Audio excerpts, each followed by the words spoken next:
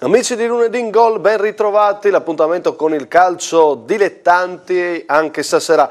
Molte gare da visionare dalla promozione fino in Serie D e allora partiamo dalla promozione Girone B con uno sguardo alla classifica del campionato. E partendo da quello che dice proprio il Gazzettino, che dice nel punto il Vesna aggancia la vetta, e così infatti classifica Vesna raggiunge la Juventina, è una partita in meno. Importante la vittoria con lo Zaule, il gol di Dragosavljevic decisivo per vincere lo scontro diretto. E allora un po' staccato lo Zaule, Vesna che ha l'occasione di allungare, se vincerà il recupero, la Juventina viene fermata dall'Oltre in casa, infatti finisce 0-0, Oltre e Juventina nell'Acquitrinio, pareggio che serve a poco, dice il Gazzettino, questa la lettura del nostro Simone Fornasiere. Sì, serve a poco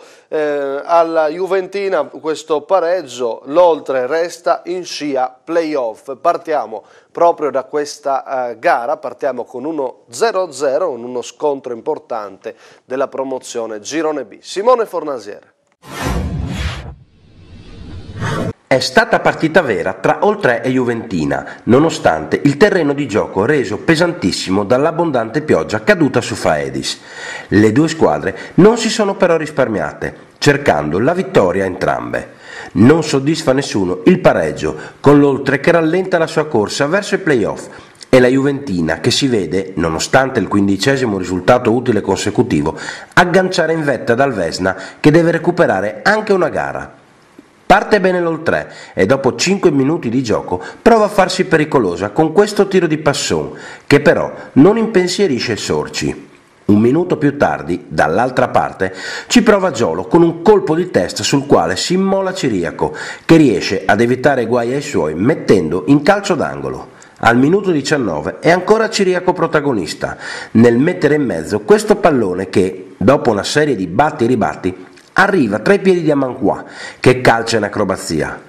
Non perfetto l'intervento di Sorci, con Racca a liberare definitivamente la minaccia. Ripresa che si apre ancora con l'Oltre avanti, ed è Subiaz, al 4° minuto, ad entrare in area di rigore, prima di far partire un tiro cross sul quale nessuno interviene, con la sfera che si perde a lato. Al 14°, la più ghiotta occasione del match è di Marca Esontina.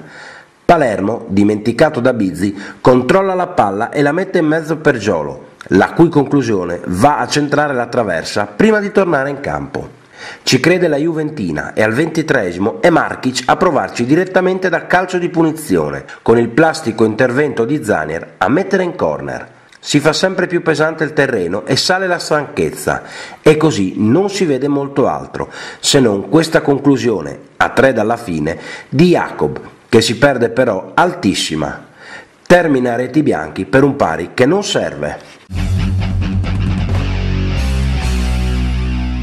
Restando in promozione Girone B, parlavamo di playoff, appunto l'Oltre è in zona playoff a 37, ma viene raggiunta dal Trieste che ha battuto la Pro Cervignano 2-0, tutto nel primo tempo, nettamente, dice il Gazzettino, Pro Cervignano domenica da scordare, appunto, sconfitta, Pro Cervignano che resta a 25 punti, meno 4 a questo punto il Sevegliano, che ha vinto 2-1 in 9 uomini contro il terzo, decisivo il gol di Calligaris al 48°, e quindi Sevegliano a meno 4, come potete vedere dalla classifica, Sevegliano che adesso occupa l'ultima posizione che porterebbe ai play-out. Trieste con questa vittoria che raggiunge l'Oltre è in piena posizione play-off, a rincorrere le grandi triestine c'è il Tor Viscosa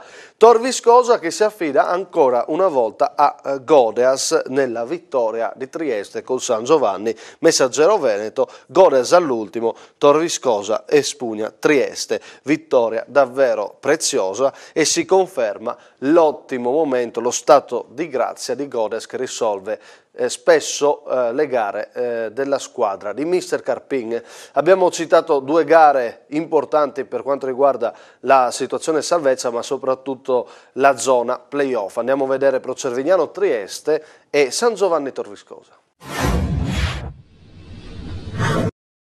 Cade in casa e cade male la Pro Cervignano, e ringraziamo proprio la società padrona di casa per le immagini. Cade 2-0 contro il Trieste Calcio e guardate già come comincia la partita per i padroni di casa con questa disattenzione. Per poco non passa subito in vantaggio il Trieste Calcio, lo farà però di lì a poco con questa azione insistita di Fantina. Arriverà poi il sinistro non irresistibile, sbaglia Zwolf, pallone sotto il corpo e 1-0 per il Trieste Calcio, mani allargate per i difensori della Pro Cervignano. Il sinistro di Fantina che termina in gol, rischia di combinarla grossa però anche il Trieste Calcio con Paravano che si invola, mano sperti però non è Zwolf in questo caso, e dice di no all'attaccante della Pro Cervignano. Dopo questa punizione innocua battuta sempre da Fantina arriverà il 2-0 del Trieste Calcio, pallone che rimane in area di rigore, alla fine lo trasforma in gol Tomizza per il 2-0, anche qui disattenta, un po' ferma la difesa della Pro Cervignano. Il 2-0 che chiuderà la partita.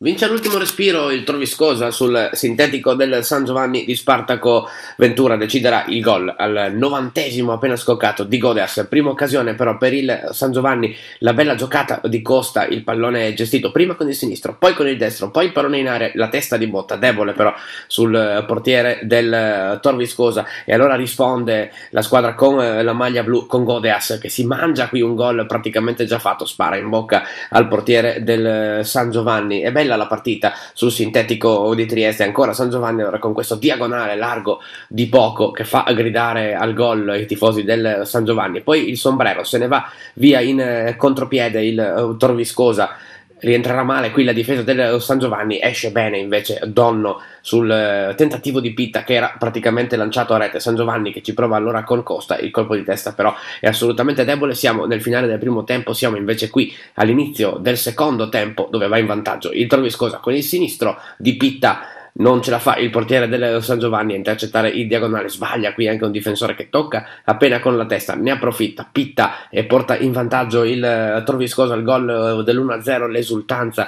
degli uomini con la maglia blu, prova subito a pareggiare però il San Giovanni con questa punizione di Costa, il pallone che finisce alto sopra la traversa. Arriva però il gol del San Giovanni, Botta, era stato Botta anche a sfiorare il gol su punizione, chiediamo scusa, qui invece non lo sfiora, lo realizza di testa in pallonetto. Il gol dell'1-1 se lo perde la difesa del Tor Viskosa. Non è finita questa partita però, guardate cosa succede, praticamente di tutto nell'area del San Giovanni. Alla fine ci mette la zampata con il sinistro Godeas, ancora lui si toglie la maglia, esultanza irrefrenabile, esplode la panchina del Tor Viskosa. Vince così la partita il Tor Viskosa all'ultimo minuto, è 2-1.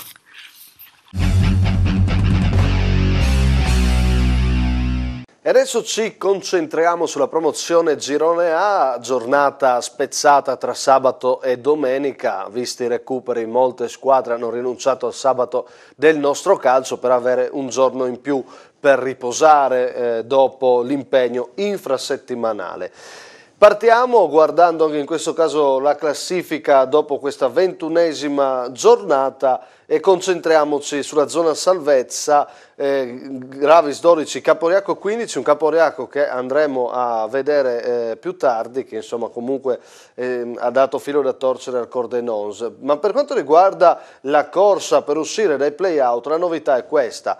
Da sabato c'è dentro il Fagagna che è stato sconfitto dal Flaibano, vedete, Fagagna, poi Camino che ha perso una gara importantissima col sesto Bagnarola che accorcia il sesto, adesso è a 22 punti in classifica, al momento fuori Cordovado e Flumignano, nonostante la sconfitta alla SPAL, e il Flumignano che continua con vittorie preziose come quella col Gravis, insomma Sepulcri a quota 27 punti conferma di giocarsi davvero una buona stagione con il Flumignano. E allora dicevamo zona salvezza per per il Fagagna, crisi che continua, vedete gli articoli del Messaggero Veneto sul fondo, il golletto di Namio basta al Flaibano, crisi pro Fagagna. Invece si riassume con un avanti così il Sesto Bagnarola che continua a vincere, liquida il camino e migliora la sua classifica. Partiamo da queste gare, allora Sesto Bagnarola, Camino, Flaibano, Fagagna e a seguire proprio le interviste ai due allenatori Pizzolitto e Furlano, che parla anche un po' della sua situazione, ma la società ha piena fiducia in lui nonostante le 5 sconfitte consecutive. Vediamo. Le immagini a cura del Camino Calcio riprendono le emozioni di questa gara a salvezza in promozione Girone A contro il Sesto Bagnarola. Purtroppo il Camino di Temporini fa un passo falso pericoloso. Il Sesto vincerà una gara importante nella sua corsa a salvezza. Attenzione subito a questa occasione, respinta di Breda, palla messa al centro, diagonale sinistro, fuori di un soffio. Sesto Bagnarola vicino al gol del vantaggio. Poi altra azione pericolosa, ma soprattutto grida vendetta il destro di Mainardis, fermato dalla traversa e da un attento Rossi. Dal probabile gol del vantaggio il Camino subirà invece la rete del Sesto Bagnarola. Prima la sfiora con un grande sinistro al volo, poi con un colpo di testa trova il vantaggio con Gozzati, la squadra di casa. Rivediamo assist di Drusian ed ecco il gol di testa dove Breda non può arrivarci. E nella ripresa il raddoppio. Qua è una grande giocata del numero 10 Drusian, palla al centro e il classe 97 Filoso sigla il gol vittoria, il gol del 2-0, ma la giocata del numero 10 del Sesto Bagnarola è da grande giocatore. Ci prova con una punizione dalla distanza ancora il Camino, un Camino che sciupa un'altra occasione con Mainardis a un passo dalla porta, il sinistro finisce fuori di un soffio. L'occasione per chiuderla sul destro di Drusian, fuori davvero di un niente, ma la fotografia del Camino è questa palla, un'altra occasione gol sprecata, finisce 2-0. Un punto nelle ultime 2 giornate, nel giro di 3 giorni il Flaibano ha perso il contatto dalla vetta ma resta in lotta per i playoff. Cerca una reazione il Flaibano, ma soprattutto la cerca in questo derby in anticipo il Fagagna. 13 gol subiti nelle ultime 4 sconfitte. È da un mese che il Fagagna non è più il Fagagna. Mentre c'è subito l'azione pericolosa, subito Fagagna, Nicoloso non trova la porta. Praticamente 20 secondi di gioco, occasione per i rossoneri, neanche il tempo di reggere le formazioni e il Fagagna fa paura. Ancora Fagagna, ma ancora Degano che riceve, gioca all'indietro, Santarossa di prima, vuole lo scambio, Santarossa, Montagnese con un guizzo e poi sulla linea arriva Cogoi e salva il Fagagna. Grandissima giocata del Flaibano, la prima vera bella giocata. Attenzione all'errore di Francescuti, Namio col destro, palo, rete, Flaibano 1, Fagagna 0, si illumina Namio, soprattutto stavolta un lancio porta all'errore di Francescuti, bello brutto e gol, poi il gesto di Namio è bello, Flaibano 1, Fagagna 0. Anche il merito di aver sfruttato meglio le poche occasioni, ancora Flaibano, Rossi e ancora Montagnese. Che guizzo, che riflesso Montagnese. Primo tempo 20 secondi, occasione per Nicoloso. Secondo tempo 20 secondi, occasione per il Flaibano. Rossi, solo davanti a Montagnese, Rossi fuori! Rossi fuori! E non ci crede nessuno. Occasionissima per il 2-0 al 10° minuto del secondo tempo. Rossi. Parte Maiero col sinistro, che bello incrocio dei pali e che sfortuna però. Maiero qua ha calzato, ha pennellato come sa fare lui, traversa, è un Fagagna sfortunato. È il 45esimo, ormai mancano 30 secondi alla fine del tempo regolamentare, questo Flaibano Fagagna. Francescuti lancia a cercare il movimento di Burelli che riesce a portarsela avanti, poi col destro una deviazione, palla che resta lì, Nicoloso, il dribbling, poi il sinistro e non va perché Melchior gli mura la conclusione. È un Fagagna davvero ha una sorta di maledizione addosso. Finisce qua, decide Namio, vittoria preziosa nella corsa playoff del Flaibano che ritrova i 3 punti. Continua la maledizione del Fagagna, anche sfortunato e un po' impreciso oggi a Flaibano, ed è la quinta sconfitta consecutiva. Non vede più la luce. Gianni Pizzolitto, allenatore del Flaibano, mister, quando si soffre per un tempo, all'ultimo minuto si fa gol ed è il gol che vale 3 punti, è un bel segnale. Sì, è un bel segnale, hai visto la stessa cosa che ho visto io, una partita di grande sofferenza, non ci siamo espressi bene, abbiamo giocato male, però noi sono 2 settimane che non ci stiamo allenando per questi continui rinvii e tra l'altro abbiamo giocato mercoledì, quindi dopo 2 giorni era difficile fare un altro tipo di prestazione, soprattutto dal punto di vista fisico. Rossi, Namio, Pinzani, Buttignaschi, non ci si può nascondere, l'obiettivo deve essere provare il salto in eccellenza.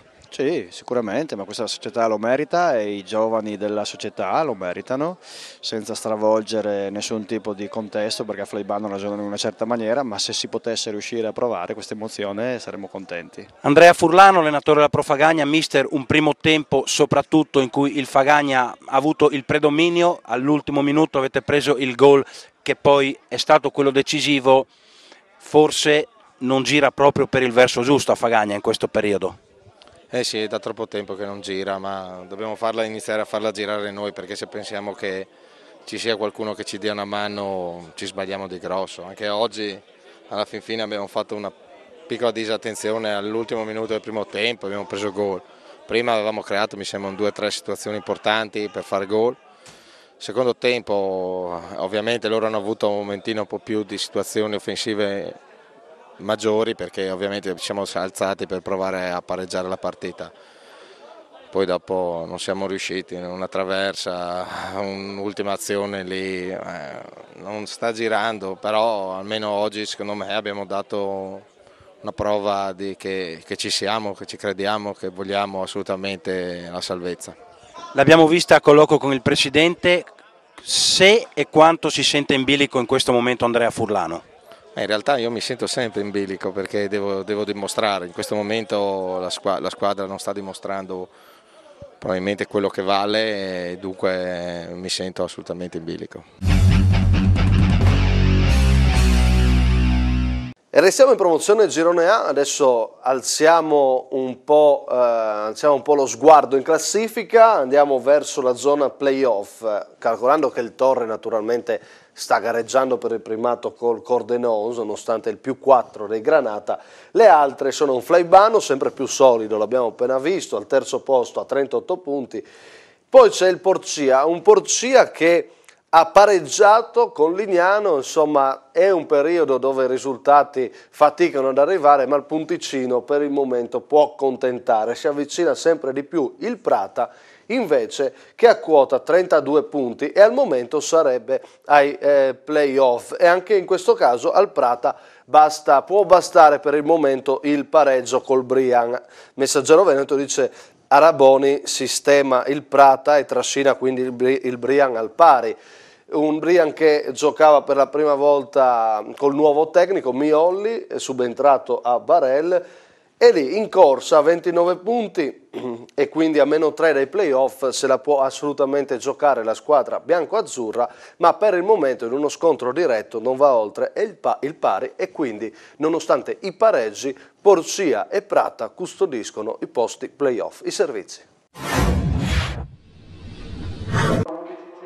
E ringraziamo Mirko Fadelli per le immagini dell'1-1 tra Lignano e Porcia, botta e risposta in pochissimi minuti allo scadere del primo tempo tra le due squadre di Flavorea e Tita da Pieve. Subito pericoloso però il Lignano con Valvason, respinta di Verardo, poi Faggiani in evidente posizione di fuorigioco. Ancora Lignano che se ne va sulla destra con Anzolin, prova il destro di prima intenzione, facile però per il portiere del Porcia Verardo. Ci prova su punizione anche il Lignano, trova ancora le braccia tese e la presa, in questo caso sicura, di Verardo aprirà le marcature, allora in un modo o nell'altro il Lignano deve passare, lo fa così splendidamente, il destro di Panfili sotto la traversa, grandissimo gol del giocatore del Lignano che si fa beffe di un marcatore del Porcia, poi scarica questa bomba, un bacio alla traversa, pallone che finisce in gol e il gran gol dell'1-0 del Lignano, 1-0 che però non basterà, la reazione del Porcia c'è subito, infatti Sirigu dalla sinistra che fa finta perlomeno di mettere questo pallone, poi rientra il destro, la parata di Gobbato, arriverà anche Cecchetto a provarci dal limite dell'area, respinto il suo tentativo,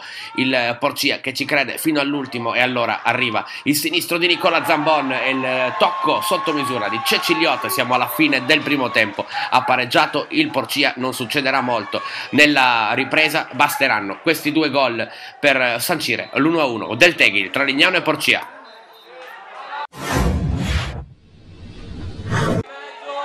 Con il nostro mix di immagini girate da Patrick Paludette e Mario Benedetti, ecco lo scontro diretto per i playoff Prata-Brian. I padroni di casa passano in vantaggio con De Agostini, servito in profondità e freddo davanti al portiere e col piatto destro, come rivediamo, sigla l'1-0, vantaggio per i padroni di casa. Una gara importante da vincere, ma nella ripresa il Brian troverà il pareggio che lo tiene ancora a stretto contatto con la squadra di Javon. Eccolo qua, l'1-1, palla rimessa sul secondo palo dopo il corner e arriva Bomber Araboni, capitano del Brian, che esulta per questo gol prezioso. 1-1 quindi, possiamo anche rivederlo, in qualche modo riesce a toccarla Araboni. Il gol fa esultare i tifosi del Brian, è un pareggio, ripetiamo, importante, altra bella girata di Araboni, ma non va. Finirà quindi 1-1. Espulso Javon per qualche parola di troppo, come segnala l'assistente di linea, ed è un pareggio, quello tra Prata e Brian, che mantiene tutto inalterato nella corsa playoff e anche il primo punto dell'era Mioli sulla panchina del Brian. Finisce così con un'ultima occasione per il Prata.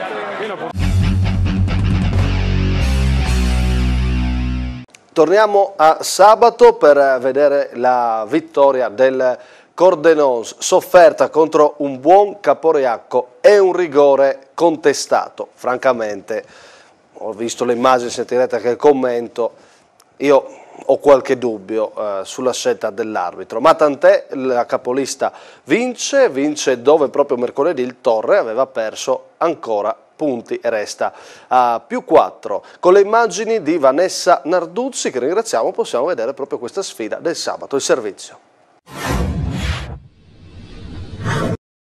Là dove il Torre perde punti in infrasettimanale, poi il Cordenons puntualmente vince. La prima emozione dell'incontro arriva subito al 10°. Gol di Pessot grazie anche ad una deviazione. Ma attenzione, il Caporeacco protesta, vorrebbe una spinta di Amadio e quindi fallo su Witt. L'arbitro non è d'accordo e grazie anche ad un episodio il Cordenons passa in vantaggio. Ecco qua il destro di Pessot deviato.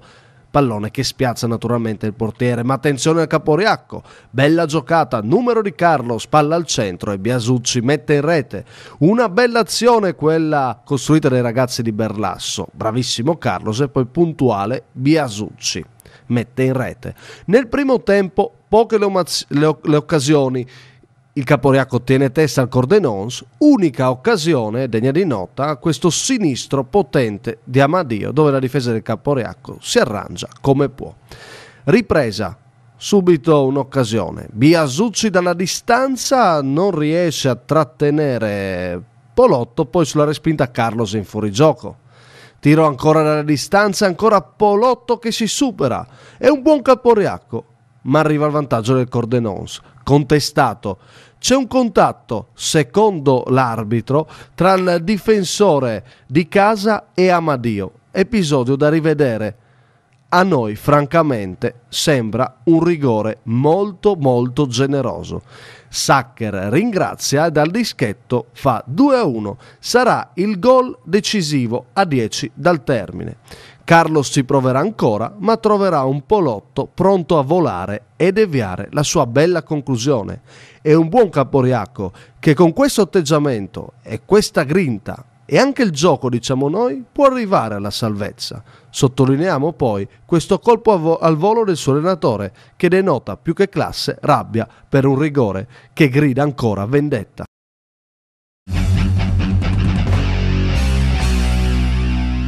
Ma in promozione Girone A la classifica, come avete visto, è cortissima, si può passare da un momento all'altro, dal pensare ai playoff a finire ai play-out, perché le distanze sono davvero brevi. E quindi anche una squadra come il Bannia neopromossa continua a essere in bilico tra i playoff e i play-out, ma ieri ha pareggiato una gara importante nel derby, perché davvero potremmo questa gara andare oltre la classifica, perché davvero anche ieri è stata gara a sé, piena di emozioni, come per un attimo la classifica davvero non contasse nulla, ma alla fine conta e dice che il Fiume resta dietro, anche se di un solo punto. Il Bannia è lì e potrebbe potenzialmente giocarsi addirittura queste posizioni d'onore, e quindi è assolutamente una squadra da tenere in considerazione in questa classifica che resta, come abbiamo detto, cortissima. Il derby, appunto, un derby folle, come ha titolato il Messaggero Veneto, portiere bomber da 50 metri, eroe del derby diventa Grispan, che prima prende un gol dove sicuramente ha anche delle colpe, ma poi sigla invece il gol che accorcia le distanze da Neluzzi impreciso, ma resterà naturalmente protagonista assoluto Grispan con questo gol. Alla fine arriva il gol al 46esimo di Ursacchi, subentrato dalla panchina. Dal 2-0 in 10 minuti il Bannia arriva al 2-2. Quest'anno i derby non si dimenticheranno assolutamente, resteranno nella storia di queste società e del Bannia in particolare. Il Fiume non ha mai vinto e anzi il Bannia se la ride perché ha sempre rimontato trovando gol nel finale, trovando la vittoria nell'andata, in questo caso un pareggio che vale come 3 punti. Sempre un derby emozionante. Classifica a parte, come abbiamo detto, vedremo come chiuderanno queste due squadre, ma questa resta partita a sé. Questo è il derby di Bannia. Il servizio Matteo Sabatini. C'è tutta l'atmosfera del derby qui a Bannia, arriva il Fiume. I padroni di casa hanno un punto in più in classifica e lo sanno, e come loro lo sanno anche i tifosi caldissimi e venuti veramente in tanti per la super partita. Ma in campo partono molto bene gli ospiti, che al 13° vanno vicini al gol, quando Micheli sfrutta un buco della difesa, ma si impaurisce sull'uscita di Grispan e spara a fil di palo. Gli ospiti sono più in palle e al 15° passano in vantaggio con Martini. Un difensore del Bannia la combina grossa, scivolando in area. Il numero 7 ospita ha tutto il tempo di preparare e bucare il portiere di casa sul secondo palo. 1-0 per il Fiume. Sembra che questo svegli i padroni di casa che vanno vicini con Menegon al pareggio, sugli sviluppi di un calcio di punizione, ma in realtà sono ancora gli ospiti che colpiscono. Cesaratto batte una punizione, Grispan la combina veramente grossa facendosi passare sotto il corpo il tiro non imparabile e 2-0, Fiume che castiga il Bannia. Il Fiume vuole chiudere la partita, tiro di Martini e deviazione di un difensore traversa che salva i padroni di casa dal 3-0 sicuro. Il Bannia non sembra proprio in giornata, come potrà confermare Bortolotto, presente sul campo. Questa volta, al salvare, è un difensore con la faccia, la conclusione ravvicinata del Fiume. Questa ennesima situazione, però, sembra svegliare la squadra di casa, che con Menegon cerca di accorciare le distanze. Poi è ancora Cousin che sfiora il palo con un colpo di testa, ma niente, il risultato rimane sul 2-0. Poi, sfruttando gli spazi lasciati al Bannia, Micheli si lancia in una fuga lunga tutto il campo, ma sbaglia, o meglio, Grispan gli nega la gioia del gol. E proprio Grispan diventa l'eroe di giornata, batte una punizione dalla metà campo che va a scavalcare Daneluzzi. 2-1, Bannia accorcia le distanze, questo riaccende la contesa quando mancano 5 al termine. Ci credono i tifosi che caricano moltissimo la squadra di casa. E proprio al 46° arriva il pareggio. Cross dalla tre quarti, spizzicata di Pignat, Menegon fa la torre e Urshi tira. Palla sulla traversa, poi sulla linea. L'arbitro indica il centrocampo e dichiara aperta la festa del Bannia. esplodono i tifosi, rimonta riuscita 2-2. Insomma, c'è stato proprio tutto in questo derby, lo spettacolo in primis, la rimonta, gli errori e il gol nel recupero. Insomma, partita molto divertente e un puntatesta che fa più piacere al Bannia che al Fiume.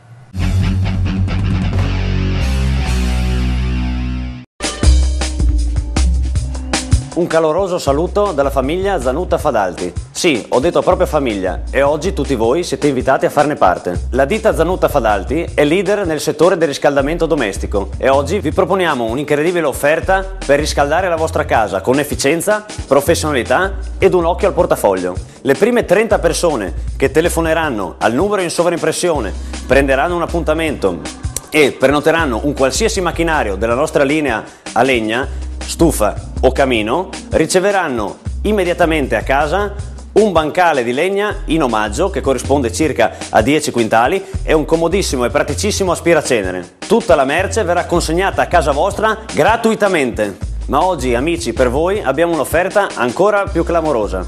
Le prime 30 persone che telefoneranno, prenoteranno un appuntamento e un qualsiasi macchinario della linea Godin, stufe o camini, avranno in omaggio 2 bancali di legna che corrispondono circa a 20 quintali e il trasporto del materiale sarà completamente gratuito. Ed ora, per chi cerca la praticità, è il momento di parlare delle stufe a pellet e a biomassa. Le prime 30 telefonate che prenderanno appuntamento e in seguito acquisteranno un qualsiasi prodotto della nostra linea pellet o biomassa riceveranno a casa 50 sacchi di pellet di abete gratuitamente ed in più verrà tutto recapitato a casa vostra senza spese aggiuntive di trasporto. Se qualcuno di voi non potesse o non volesse affrontare l'intera spesa in un unico pagamento, la Zanutta Fadalti vi propone dei comodissimi e praticissimi finanziamenti a tasso zero personalizzati. Credo sia difficile trovare un'altra azienda che vi può dare queste soluzioni a 360 gradi. Sopralluogo gratuito con tecnici specializzati entro 48 ore dalla vostra chiamata. Finanziamenti personalizzati secondo le vostre esigenze, qualità dei prodotti e assistenza post vendita. Quindi affrettatevi a chiamare, la nostra promozione è valida solo fino a fine febbraio. Chiamate, chiamate, chiamate!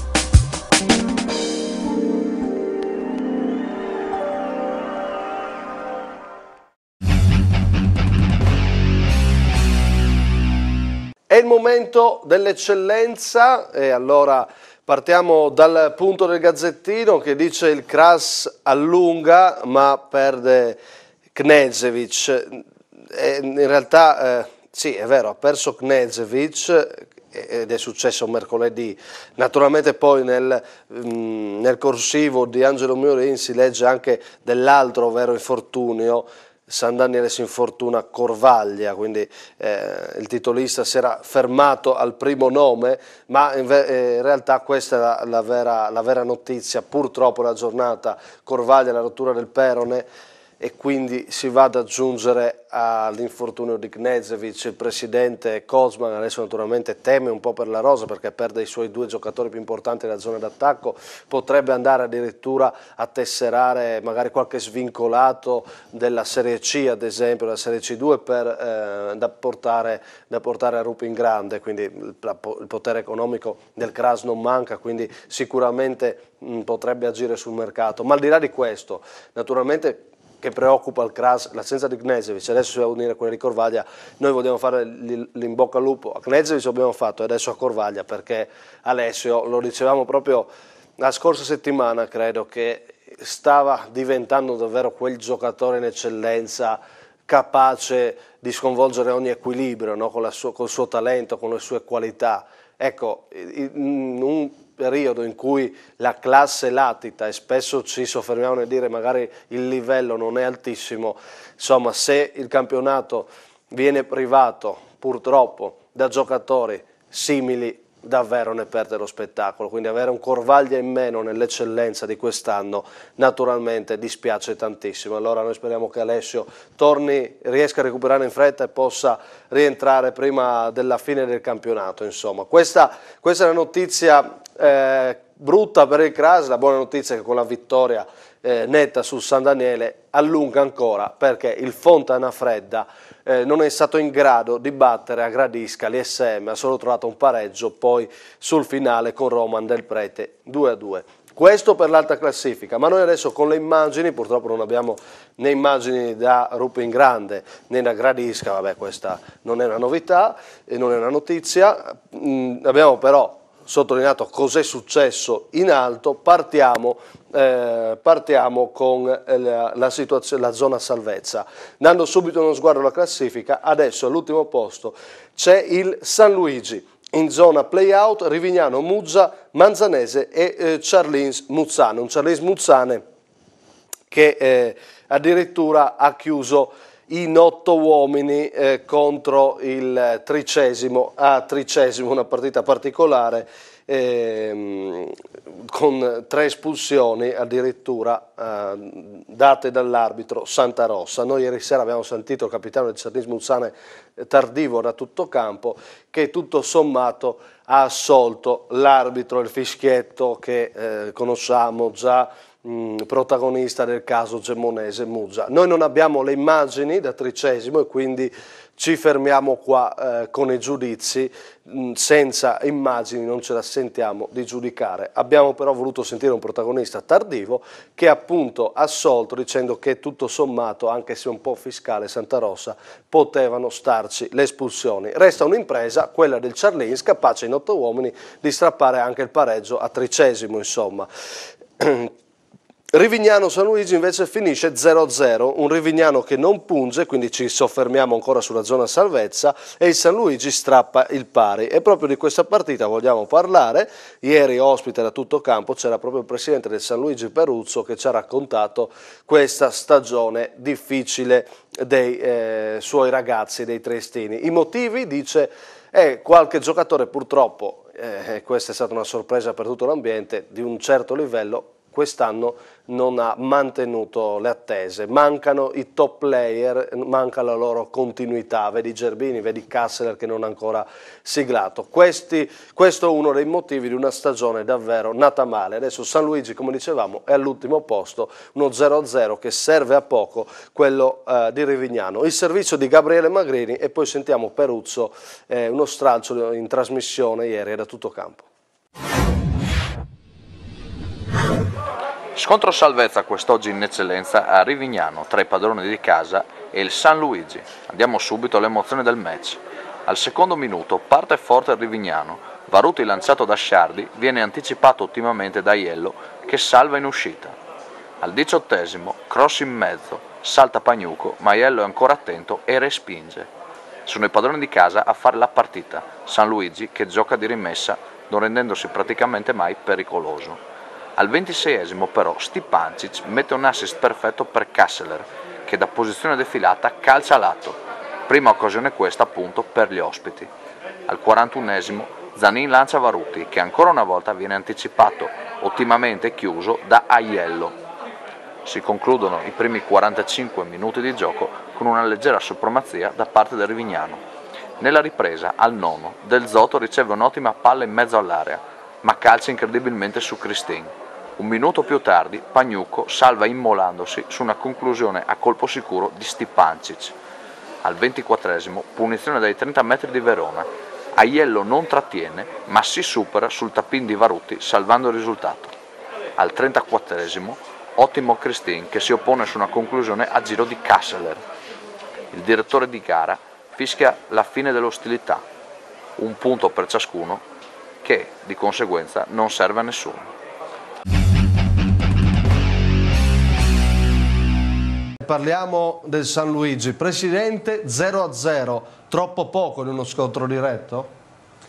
Sì, troppo poco per tutte e due, ma parlo per noi San Luigi, noi volevamo vincere questa partita, anche le altre naturalmente, ma oggi per noi era fondamentale i 3 punti per poterci credere di più. Non è che non ci crediamo, però indubbiamente dovevamo, dobbiamo fare mea culpa, noi purtroppo non facciamo gol. Tu pensi Kasseler che l'anno scorso a questo momento aveva già 8-10 gol, quest'anno non è neanche uno in 20 partite. È vero, Kasseler era grande assente. Grande assente. Abbiamo fatto una squadra che noi la ritenevamo buona perché abbiamo preso della gente che ha fatto la categoria in accordo con l'allenatore, d'accordo con lui abbiamo preso dei giocatori che poi alla fine, per un motivo o per l'altro, non sono quelli che hanno fatto il campionato l'anno scorso, sì, non reggono, e non per primi, e per primi i nostri. Ti ho fatto l'esempio di Cassi, ma ti posso parlare, certo, di Zerbini e di tanti altri che noi abbiamo fatto la squadra su questi pilastri, no? E poi un qualcosa è successo. È preoccupato, Presidente? Ma preoccupato sì, ovviamente la classifica non ci fa stare tranquilli, però se dovesse succedere non ne faremo sicuramente un dramma, si volta pagina, si ricomincia. Andiamo avanti con l'eccellenza, parlando sempre di zona salvezza. Chi fa un passo importante è la Manzanese, perché vince uno scontro diretto.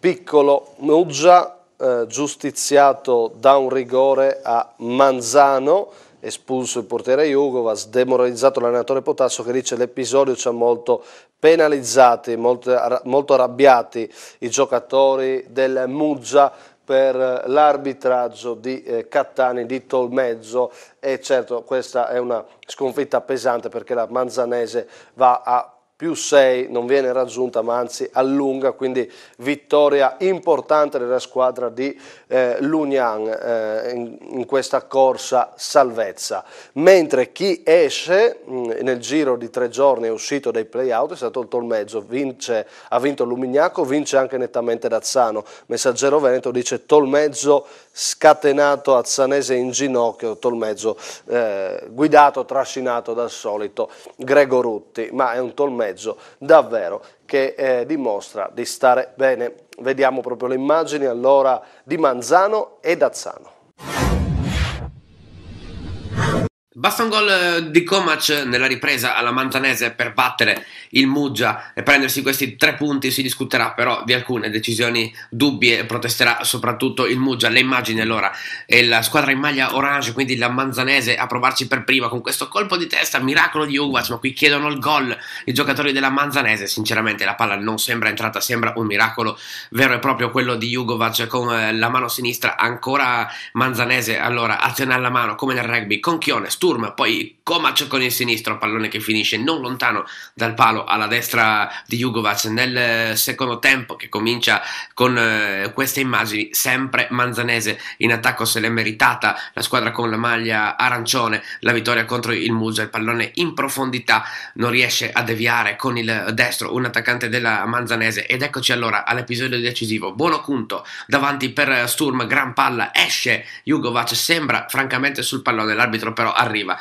Cartellino rosso per il portiere del Muggia in 10 uomini, calcio di rigore per la Manzanese. Questa è la decisione arbitrale che farà infuriare il Muggia. Sembra, ripetiamo, prendere prima la palla il portiere del Muggia, dal dischetto però va Comac che vince così la partita, porta lui i 3 punti alla Manzanese. Pallone praticamente all'incrocio dei pali, imprendibile questo calcio di rigore, un po' più basso dell'incrocio dei pali ma comunque molto angolato. Avrà anche l'occasione per il 2-0 la Manzanese, sempre con Sturm, si porta il pallone sul sinistro, poi calcia la deviazione qui del portiere nuovo entrato, poi il palo anche di Sturm, sfortunata anche la Manzanese. Partita che si chiude con questo calcio di punizione innocuo del Muggia, vince la Manzanese 1-0.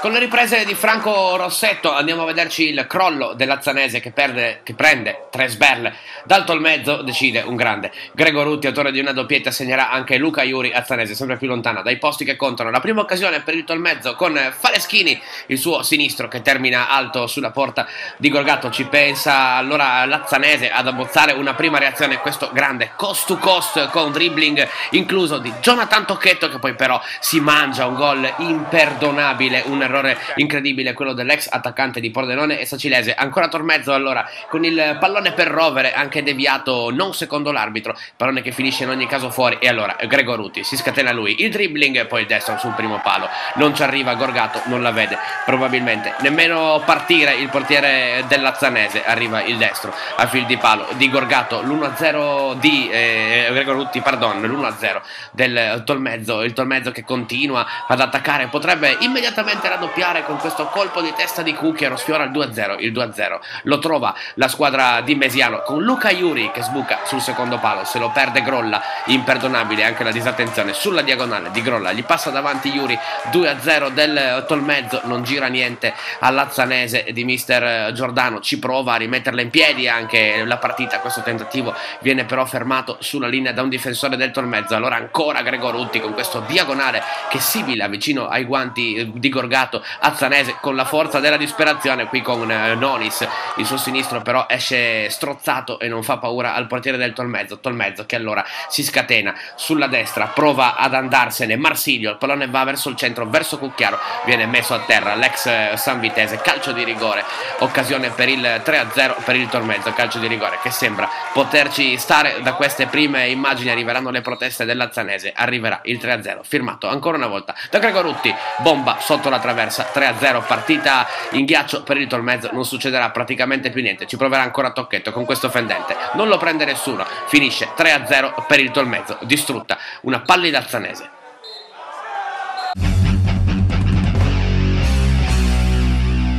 E andiamo a chiudere con le immagini oggi che abbiamo raccolto in eccellenza della vittoria del Lumignaco che si allontana un po' dai play-out dopo aver perso appunto proprio col Tolmezzo mercoledì, una gara pericolosa, una sconfitta pericolosa per il Lumignaco, ma c'è subito il riscatto battendo nettamente la Virtus, una Virtus che tra l'altro stava benissimo, quindi accorcia il Lumignaco anche dalla zona play-off a questo punto, che è a 31 punti dove sono posizionate Azzanese e Tricesimo soltanto a 2, anche in questo caso come per la promozione Girone A, distanze talmente brevi che tutto può cambiare di giornata in giornata. Ma intanto contro la Virtus c'è un grande Verrillo, l'ex, che condanna la Virtus, davvero un Verrillo strepitoso, e quando questo ragazzo sta bene e gioca così, ecco, stiamo tornando a parlare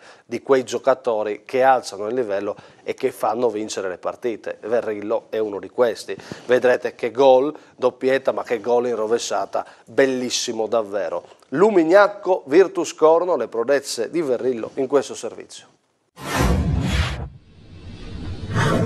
La Virtus Corno non balza al quarto posto, si ferma a Lumignaco che prova a rivedere i playoff dopo il passo falso casalingo col Tolmezzo. È un super Lumignaco, basta vedere come inizia, Nardella per Verrillo, Kaucic classe 96 fa una parata strepitosa che riflesso mette in angolo. Virtus Corno che si fa viva in avanti, travolgente Zucchiatti sulla fascia destra, il suo diagonale però è solo leggermente impreciso. Poi ancora Lumignaco, Verrillo, giocata per Puddu che va via ancora in velocità, grande giocata, ma ancora Kaucic è ben posizionato sul primo palo. Attenzione a questa giocata pazzesca, Nardella prima, supera 2 difensori, il cross per Verrillo, rovesciata mostruosa, che gol, la girata, la semi rovesciata, meglio dire, di Verrillo, l'ex, è un gol da far vedere e rivedere, non sarà l'unica grande giocata di questo fenomeno che quando si sveglia è tra i migliori della nostra eccellenza. Attenzione a Diav, Bon e l'incrocio dei pali sono fondamentali per salvare il Lumignaco. Virtus Corno vicina al pareggio, ma Diav non sfrutta l'assist di Zucchiatti, anche un po' sfortunata la Virtus Corno. Comunque c'è più Lumignaco in questa gara e va detto. Qua viene annullato un gol a Verrillo, sarebbe stata un'altra rovesciata, sarebbe stata un'altra magia, ma c'è il fuorigioco. La Virtus Corno ci riprova, ancora Zucchiatti, ma Diav purtroppo non è in giornata. E allora spazio ancora a Verrillo. Un fenomeno, lo abbiamo detto. Ancora un numero e ancora un gol da bomber. Davvero, non ci sono parole quando un giocatore così è in giornata, è solo spettacolo puro da rivedere. Anche il suo sinistro potentissimo, Kaucic, non può nulla. Esulta Verrillo con Lumignaco e con mister Tomei, perché è una giornata di quelle da ricordare. Kaucic solo sul finale commette un errore spianando la strada del Riccio per il gol del 3-0. Vince il Lumignacco che diverte e fa spettacolo.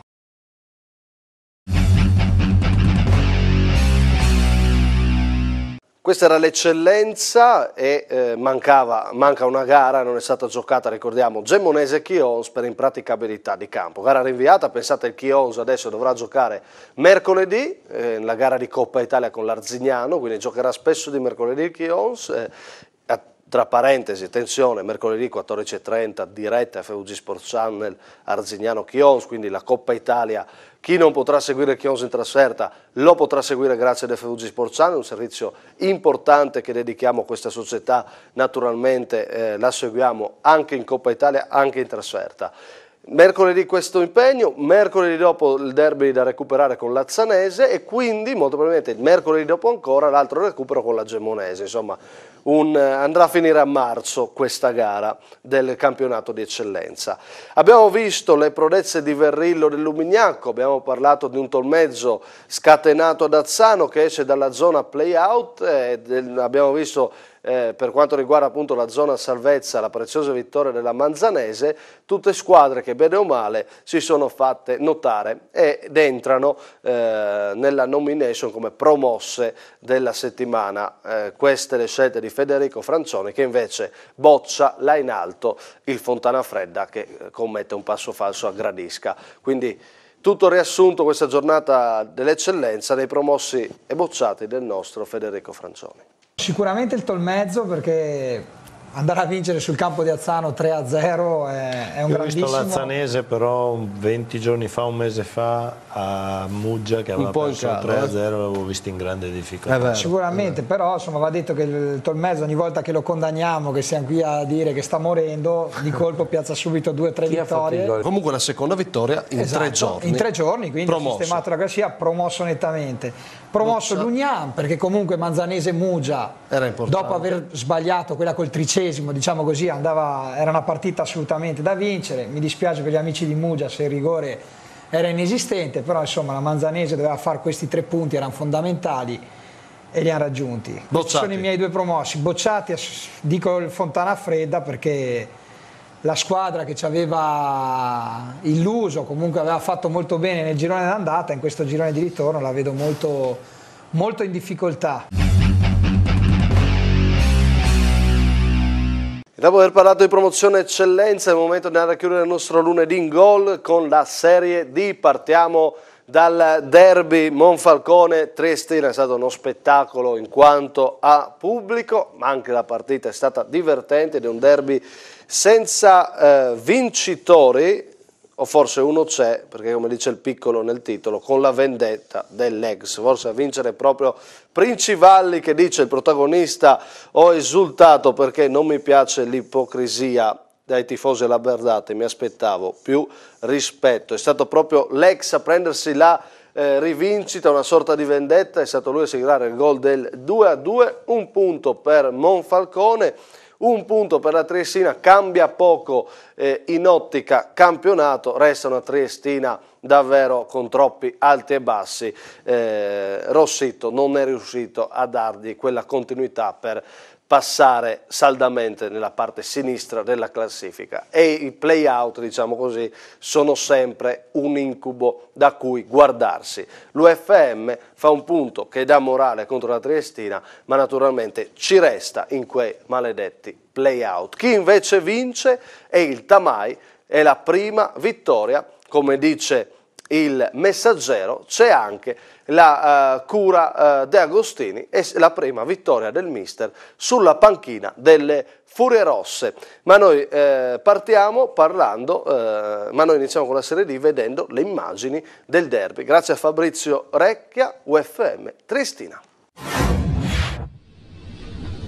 Un anno fa al Boito la pioggia rovinò la festa, oggi si gioca, oggi è derby, UFM contro Triestina, una gara spettacolare, quanta gente al Boito. Attenzione a Sessolo, numero 10 per Bomber Godeas, la botta, poi contento a terra, respinge. Ancora Triestina, bellissima la giocata di Bussi, Godeas si gira, ancora contento, è lì. UFM prova a giocare la squadra di Gioratti. Che bello questo pallone per Acampora che va in porta, servito da Leonetti, ma Del Mestre è super. Ancora UFM, metà campo, Lestani trova ancora il modo di servire Acampora, solo contro Del Mestre, la velocità di Totò. Acampora, 1-0 UFM. In vantaggio al Boito, i padroni di casa, il timbro di Acampora, non può arrivarci Del Mestre. La Triestina reagisce, Zetto, palla al centro, Sessolo, gol, angolino trovato, il pareggio, il gol di Sessolo, pareggia i conti, 1-1 al Boito, rivediamo, col destro trova l'angolino, non ci arriva contento. Ecco il pubblico della Triestina che esulta. Acampora mette al centro, ci arriva nessuno, ci arriva poi Del Mestre, nulla di fatto. Secondo tempo del derby. Calcio d'angolo per l'UFM, Lionetti, attenzione, gran giocata, si gira ma calcio d'angolo. Triestina ci prova ancora, la squadra labardata, Godeas fa da sponda, bellissima giocata, Bussi è lì, 2-1, rimonta degli alabardati, rivediamo, Godeas e Bussi non può sbagliare ed è vantaggio per Trieste, 2-1. Continua a premere la squadra di Rossitto, da fuori Zetto, non va di un soffio. C'è anche l'UFM, non molla, attenzione a Bardini, cade a terra, vorrebbe un fallo, non c'è niente, secondo l'arbitro. Calcio d'angolo, spettacolare Leonetti, ma spettacolare anche Del Mestre. È un altro corner, l'UFM non molla, vuole pareggiare questo incontro. Un calcio di punizione, Acampora. Tocco di testa, resta lì, ci arriva nessuno, poi il tocco per Princivalli, 2-2, UFM 2, Triestina 2, decide un ex, tutta la rabbia e la gioia nell'esultanza di Princivalli, c'è il suo timbro contro la sua ex squadra e lui a pareggiare i conti. UFM Triestina, il derby al Boito finisce 2-2, la gioia soprattutto dei tifosi del Monfalcone, l'ultima chance sul finale, non spaventa contento. UFM pareggia contro la Triestina. Chiudiamo il punto della Serie D con la nostra rassegna stampa, ricordandovi che domani ci sarà l'approfondimento di Marco Grusti con a tutto campo Serie D alle ore 20. La giornata di ieri dice che la Sacilese sarà al terzo posto, terza grazie a Paladin, e il gol è suo. L'attaccante festeggia i 20 anni, un buon compleanno per lui, un gol appunto prezioso col Giorgione che consolida invece il terzo posto della Sacilese, adesso a rischio la panchina del Giorgione. Molto bene la vittoria della Sanvitese per 3-2, cuore e carattere, dice il Messaggero Veneto. La Sanvitese piega il Belluno, 3 punti d'oro nella corsa salvezza. Questo è successo in Serie D, ma purtroppo nella giornata in cui le regionali vincono, nel caso del derby c'è stato un pareggio, ma Sanvitese ha vinto, Tamai ha vinto, Sacilese ha vinto, purtroppo questa è capitato pochissime volte, una sola, capita per una seconda volta, viene sconfitto il Pordenone. Lucchini, vendetta dell'ex, un altro ex in questo caso, Pordenone a -5 dal Marano, sono 2 i gol di Lucchini che andiamo a vedere, è la seconda sconfitta del Pordenone, ma questa sconfitta, come sentirete da Marco Agrusti, fa particolarmente male. Il servizio. Anticipate troppo, aveva detto il Pordenone al Marano, e il Marano ha rianticipato e ha vinto la 7ª di fila e anticiperà anche a Vittorio Veneto. Ancora una volta quindi il Pordenone gioca sotto pressione a -5 e -2, perché finalmente ci siamo, mancano 2 settimane alla collisione, è una guerra sportiva ma sempre guerra, che oggi passa da Padova, da Masitto, per restare sempre in tema. Ha già fischiato l'arbitro. Guarda la porta Zubin, parte con il destro, centrale, con i pugni, e poi Berzotti, ancora Nichele, non arriva nessuno, alla fine c'è un fallo fischiato a Matteo Nichele che si lamenta.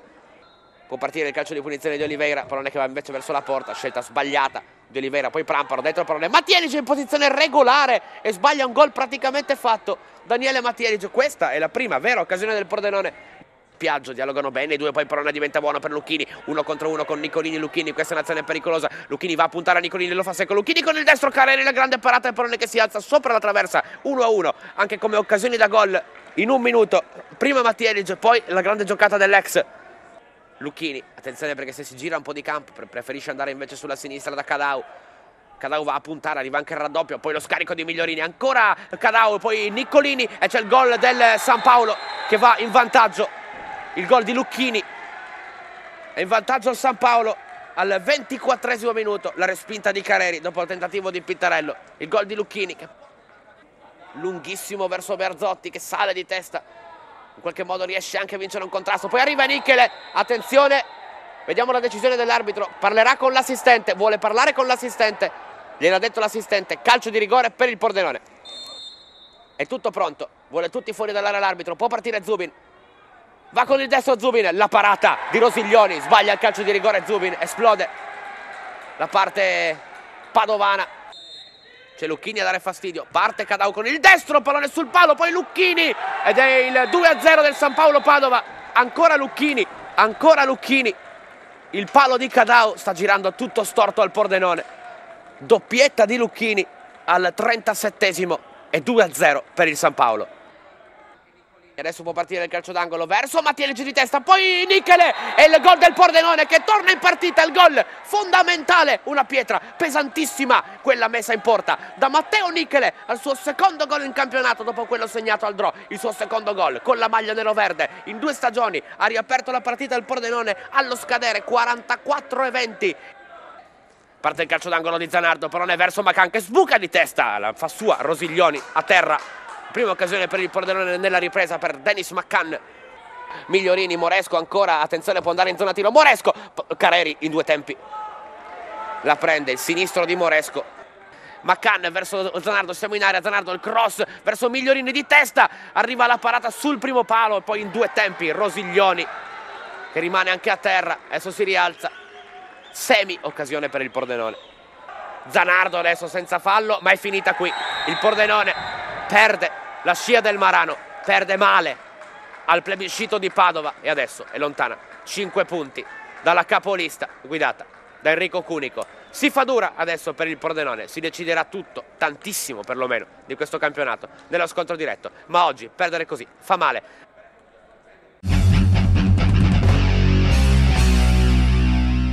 E questa sconfitta del Pordenone lascia un po' di ruggine, soprattutto sotto l'aspetto mentale, anche perché a fine gara molto arrabbiati con la squadra sia il presidente che l'allenatore. Certo, le dichiarazioni di Lovise rilasciate in esclusiva per primi ad FVG Sport Channel sono pesanti, perché neanche per mister Parlato il presidente richiama allenatore e soprattutto squadra. Sentiamo allora queste dichiarazioni pesanti del numero 1 nero-verde e poi l'allenatore, anche lui deluso dalla prestazione dei suoi.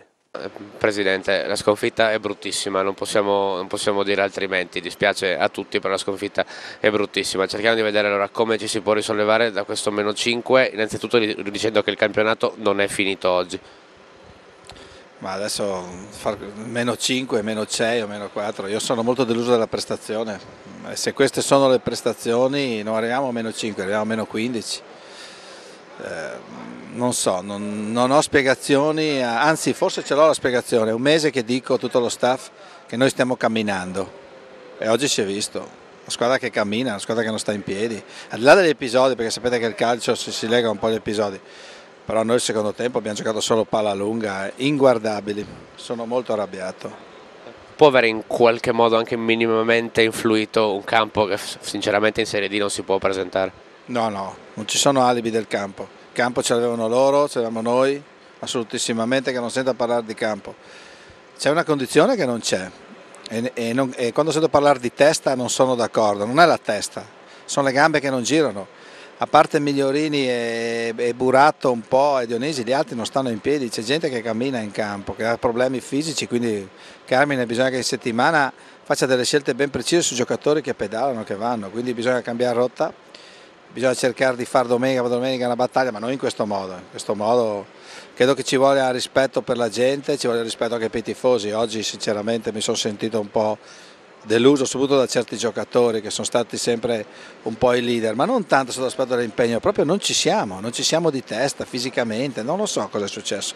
Blackout totale in assoluto, quindi il campo non è una scusante, bisogna trovare quello spirito, quella fame giusta, perché da noi stanno molto bene i giocatori, sono trattati molto bene, però adesso mi sentiranno credo questa settimana. La sconfitta che brucia questa, vista? Beh, sicuramente sì, è una sconfitta dove dobbiamo fare mea culpa. Sinceramente fare una prestazione del genere non l'avrei mai immaginato, quindi c'è delusione, c'è amarezza e allo stesso tempo mi prendo io le responsabilità sicuramente come ho sempre fatto in questa cosa, ma un po' tutti dobbiamo farci un esame di coscienza e darci una svegliata, perché così si butta via un campionato, quindi cerchiamo di darci una mossa e cerchiamo di avere più testa, cuore e gambe allo stesso tempo e cercare di metterla in pratica. Oggi sicuramente se dovevo fare qualche scelta dovevo cambiarli tutti fino al primo tempo, perché non è possibile fare una prestazione del genere, quindi già da domani pomeriggio riprendiamo gli allenamenti per capire qual è il motivo di questa prestazione. Al di là del rigore sbagliato che ci può anche stare, solo chi non li tira, non li sbaglia, ma non mi è piaciuto l'atteggiamento e non mi è piaciuto, se vogliamo, il modo di interpretare la partita. Quindi il campionato però non è finito, mister. Assolutamente no, non dobbiamo pensare questo, dobbiamo avere quella credibilità. Io sono convinto ancora che noi possiamo arrivare prima del Marano, ma domani i ragazzi mi devono dare una spiegazione della prestazione di oggi.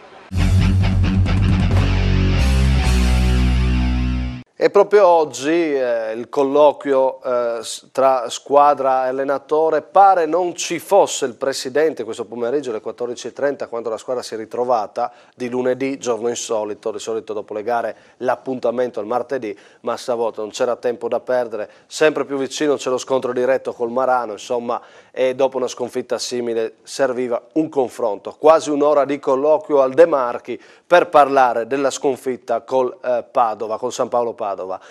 Confronto tra parlato e squadra, bisognerà reagire subito dopo questa sconfitta. Domani approfondiremo ancora quello che è successo domenica e quella che sarà questa settimana importante dei neroverdi. Lo farà Marco Grusti alle 20 con A Tutto Campo Serie D. Lunedì in Gol invece si ferma qui. Grazie come sempre per averci seguito. Il meglio del calcio dilettanti, gol, le immagini, l'approfondimento lo trovate sempre solo su FVG Sport Channel, sempre a Lunedì in Gol. Vi aspetto invece personalmente mercoledì alle 14:30 in diretta da Arzignano per seguire il Chionzi in Coppa Italia.